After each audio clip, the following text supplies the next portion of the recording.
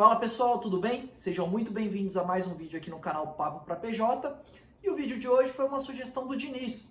O Diniz é um seguidor aqui do nosso canal e ele sugeriu a gente falar um pouquinho sobre FRPs, FRCs e DIs. Legal? Então se você quer aprender um pouquinho mais sobre esses produtos, fica com a gente. Se gostar do vídeo, deixa um like.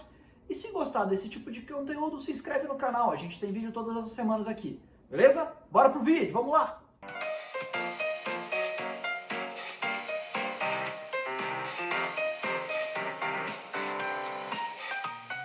E aí galera, tudo bem? Sejam bem-vindos a mais um vídeo aqui no nosso canal. E o vídeo de hoje foi uma indicação do Diniz, tá? Essa indicação que está aparecendo aqui na tela para vocês agora. Diniz, obrigado por fazer parte do nosso canal, pelas indicações, por assistir os nossos vídeos. E se você, assim como o Diniz, quer algum vídeo específico, quer que eu fale de algum tema específico, deixa nos comentários aqui. Se eu puder e se eu souber também, né, a gente faz o vídeo e a gente comenta um pouquinho sobre vocês, beleza? Bom, o que o Diniz deu de dica pra gente, né? O Diniz falou, o Diniz deu a dica pra gente falar um pouquinho sobre FRPs, FRCs e DIs, tá? Então vamos lá, FRP e FRC. O FRP, o Forward Rating Points, tá? Ele é muito parecido, na verdade ele é uma proteção cambial, e ele é muito parecido com uma NDF. Então, quando a gente pensa numa NDF como uma proteção cambial, eu já falei um pouquinho para vocês sobre NDF aqui no canal, a NDF normalmente ela liquida ou ela tem as suas métricas com base na PETAX, tá?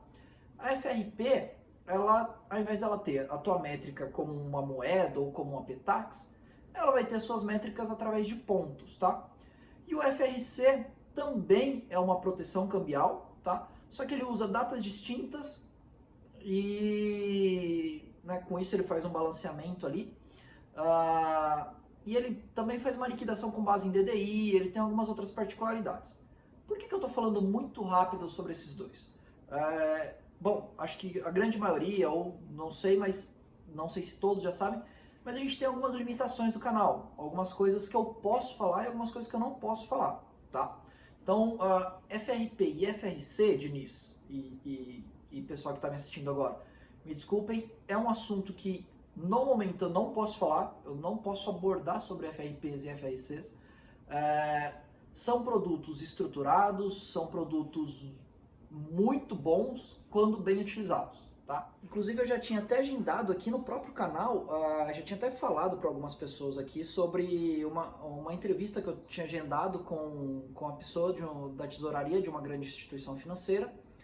A gente ia abordar esses temas, falar um pouquinho sobre FRP, sobre FRC, e aí por limitações do canal a gente teve que acabar cancelando essas entrevistas, tá? Mas eu não consigo entrar no profundidade para explicar para vocês ao certo o que é um FRP, o que é um FRC. Então, assim, me desculpem pela limitação que nós temos, tá bom? Porém, a outra indicação do Diniz é falar sobre DIs, tá? E DI legal, DI dá pra gente falar, DI dá pra gente abordar, porque ele não é um produto específico. O DI, ele é basicamente uma métrica que o Banco Central faz, tá? Então, esse aí dá pra gente abordar, beleza? Então vamos falar um pouquinho sobre DI nesse nosso vídeo. Vamos lá?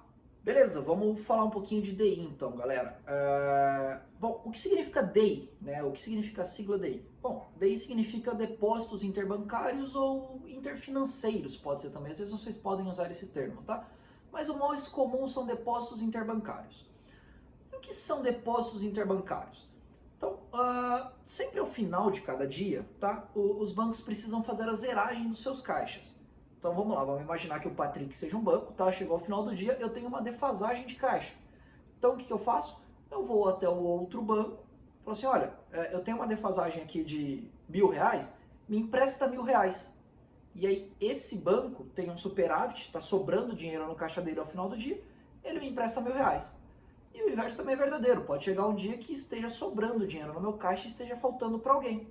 Então, sempre ao final de cada dia, os bancos fazem as zeragens dos seus caixas entre si. Por quê? Imagina que eu tenho um superávit, eu estou sobrando caixa. Se eu passar com esse dinheiro parado no meu caixa, mesmo que seja de um dia para o outro, é um dinheiro que não está rendendo. Porque ele está parado aqui, eu não investi ele em lugar nenhum, eu não emprestei ele para ninguém, então ele está parado. O que eu faço? ao final do dia, eu empresto para alguém ou eu invisto em algum outro banco. Isso são depósitos interbancários, tá? Esses depósitos interbancários geram taxas. Então, para eu emprestar para alguém eu cobro, para eu investir em algum lugar alguém me paga uma taxa, né? Para eu tomar emprestado eu pago uma taxa de empréstimo.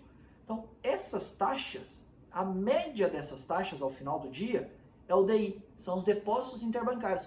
Então, o que basicamente o Banco Central faz, tá? Ele pega todos esses depósitos, todas essas transações que tiveram entre as instituições financeiras, entre os bancos, qual foi a média dessas taxas? A média dessas taxas foi X. O DI daquele dia é X. Entenderam, pessoal? Então, assim, o que é o DI? O DI é a média da taxa desses empréstimos entre bancos, tá? E o DI, ele sempre vai ser um pouquinho abaixo da Selic Meta. Selic Meta é aquela Selic que o cupom divulga. Então, o cupom divulga ali a cada 45 dias, o cupom se reúne e divulga a nossa Selic. Essa é a Selic Meta, tá? Então, a taxa da DI, né, ele sempre vai ser um pouquinho abaixo da Selic Meta. Então, tem esses empréstimos interbancários e eles sempre vão ser um pouquinho abaixo da Selic Meta. Beleza? Espero que vocês tenham entendido até aqui, porque a gente vai dar um outro passo agora e eu preciso que vocês vão entendendo passo a passo. Eu tentei dividir isso aqui um pouquinho para ficar mais simples de vocês entenderem. Porque só entender o que é DI é relativamente fácil. É a média da taxa desses empréstimos entre os bancos. Mas a gente vai um pouquinho mais a fundo para ficar mais claro para vocês, beleza? Bom, agora que vocês já sabem um pouquinho do que é o DI, eu preciso explicar para vocês como é formado a taxa de um DI, tá? Vocês já entenderam que ele é a média desses empréstimos, né? Empréstimos ou aplicações ali. Mas o que norteia, o que baseia para as instituições financeiras falar, não, eu te empresto a tanto, ou você pode aplicar a tanto? O que dá a base, tá? Eu expliquei para vocês que o DI ele sempre fica um pouquinho abaixo da Selic Meta. E por que eu estou usando esse termo Selic Meta? Porque a gente tem uma outra Selic, que é pouco conhecida, que se chama Selic Over, tá? O que é a Selic Over? A Selic Over, ela é justamente essas taxas de empréstimos entre os bancos. Então você vai falar, Patrick, a DI é a Selic Over? Basicamente sim, tá? A Selic Over, ela norteia as taxas desses empréstimos entre os bancos. Então, o banco, basicamente, para emprestar um dinheiro para o outro banco, ele olha quanto está a Selic Over, então ele pega a base dessa Selic Over e usa para fazer esse empréstimo, tá?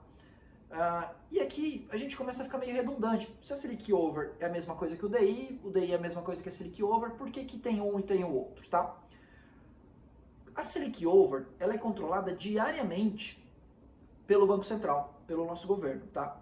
E o que ele olha? A Selic Over, ela é sempre alguns pontos abaixo da Selic Meta.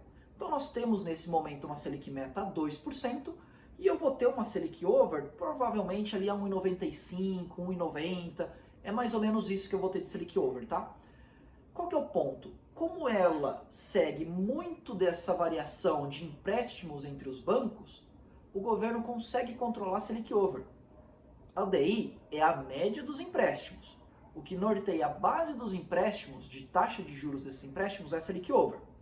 Então, quando o governo nota que a Selic Over está descolando muito da Selic Meta, seja para baixo ou está chegando muito perto ali da Selic Meta, o governo influencia essa Selic Over. De que forma? Ele compra e vende títulos do Tesouro. Então vamos lá. Putz, chegou um belo dia, ele está notando ali que ao invés de 5 ou 10 pontos de diferença da Selic Meta, está chegando a 15, 20, está começando a dar uma diferença muito grande. O que o Banco Central vai e faz? Ele vai, compra ou vende títulos do Tesouro. Com isso, ele influencia a Selic Over, consequentemente, ele mantém ela muito próxima ali da Selic Meta, mantendo também a taxa DI. Então, quando você olha a taxa DI de um dia, a taxa DI é a média desses empréstimos. Não que os empréstimos foram todos da mesma taxa. Cada empréstimo teve uma taxa, ou cada aplicação teve uma taxa. Porém, eles foram baseados na Selic Over, que ela é sim controlada pelo governo, com base nessas vendas e compras de títulos públicos. Legal, agora você já sabe o que é a DI. A DI é a média da taxa ali dos empréstimos, né? Tem os empréstimos entre os bancos e teve a média dessas taxas, tá? E aí você já sabe que a base de um empréstimo entre um banco e outro é a Selic Over. E que a Selic Over é controlada pelo governo para que se mantenha uma estabilidade. Beleza? É um pouquinho de coisa, né? Mas espera aí que ainda não acabou não, tem mais coisa ainda, tá? Bom, falamos de DI, falamos o que é o DI, falamos como é composto ou de que forma que se baseia uma taxa de um DI, tá bom?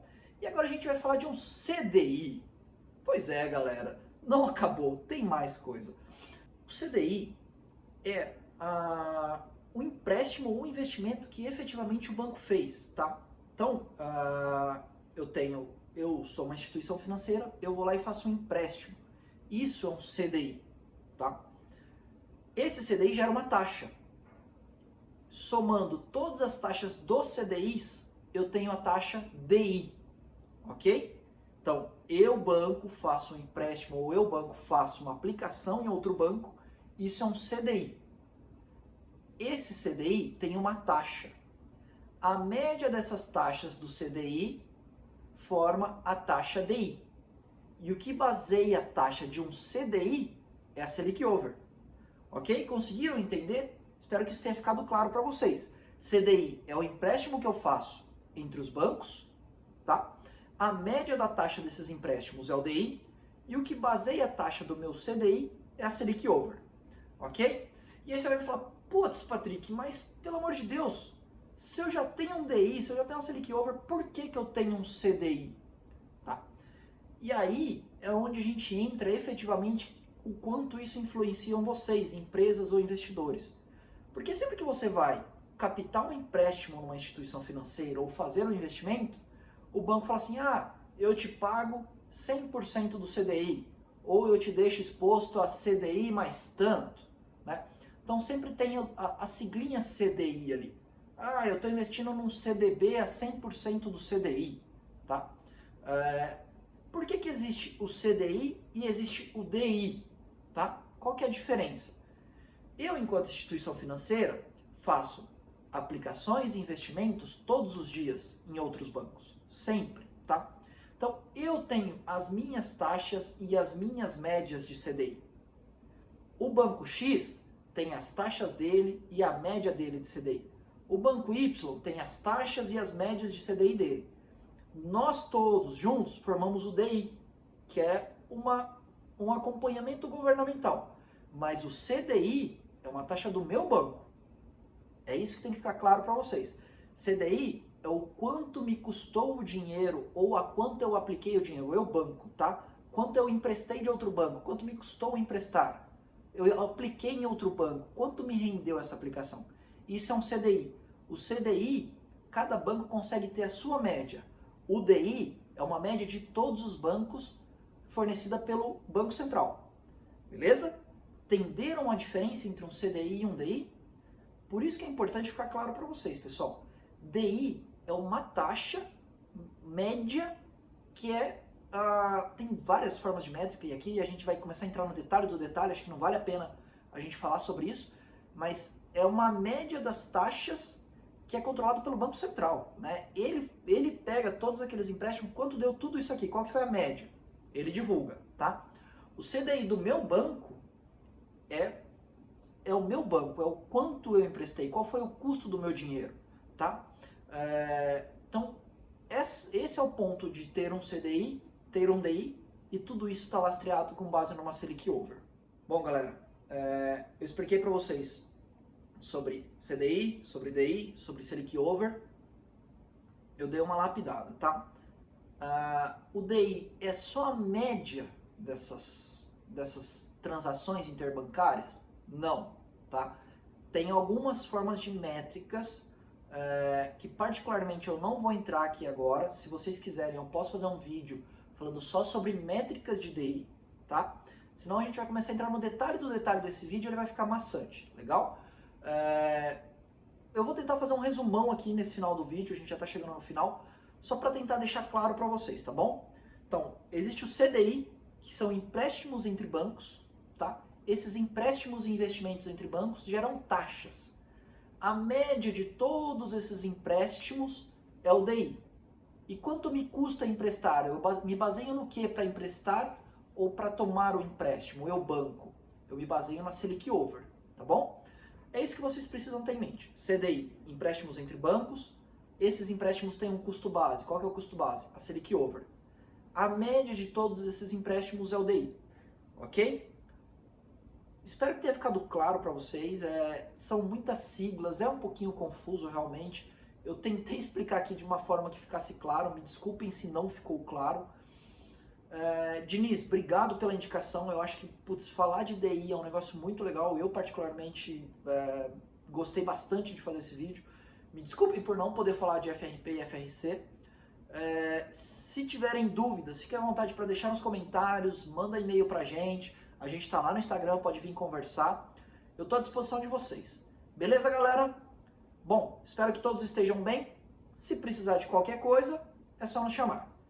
Combinado? Se tiverem indicações de vídeos, deixa aí no comentário. Se gostar, deixa um like e se inscreve no canal. Um abraço, até a próxima. Tchau, tchau.